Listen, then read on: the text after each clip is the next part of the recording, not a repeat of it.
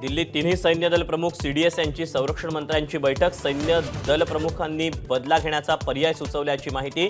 कोणत्या पद्धतीने बदला घ्यायचा यावर चर्चा।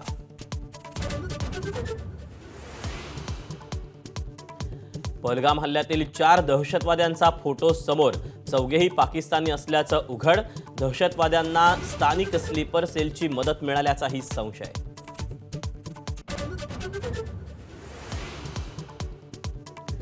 पहलगाम हल्ल्यानंतर सर्व दहशतवादी रात्रीच पाकिस्तानात परत गेल्याची शक्यता।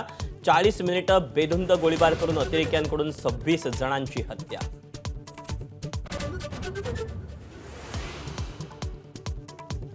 पंतप्रधान नरेंद्र मोदींचे 4 दिवसांचे नियोजित कार्यक्रम रद्द।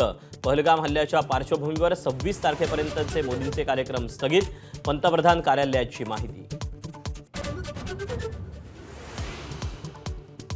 पहलगाममध्ये 4 दहशतवाद्यांचा गोळीबार कॅमेऱ्यामध्ये चित्रित। हल्लेखोर आदिल गुरी आणि आसिफ शेखची ओळख पटली।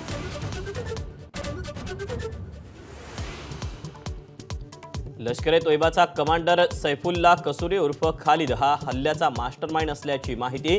पाकिस्तानच्या रावळकोटमध्ये हल्ल्याचा कट रचला गेल्याची शक्यता।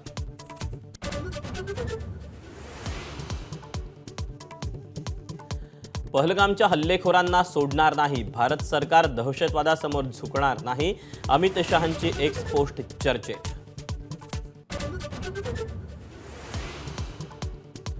पहलगाम हल्ल्याची पहिली दृश्य एबीपी माझावर।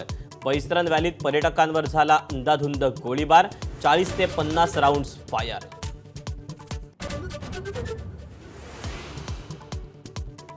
जम्मू काश्मीरमधील दहशतवादी हल्ल्यात महाराष्ट्रातील 6 जणांचा मृत्यू। डोंबिवलीतील 3, पुण्यातील 2 तर पनवेलमधल्या एकाचा समावेश।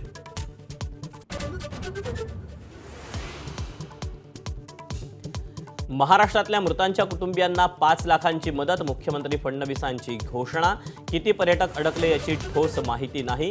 सर्वांना सुखरूप आणण्यासाठी यंत्रणा कामाला।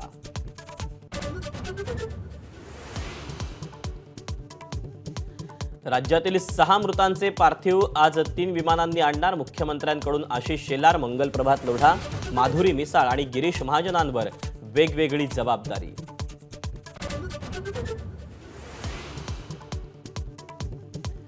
दहशतवादी हल्ल्यामुळे काश्मीरमधल्या पर्यटनाला फटका बसण्याची भीती स्थानिकांकडून व्यक्त। अनेक पर्यटक आपापल्या राज्यात माघारी फिरायला सुरुवात।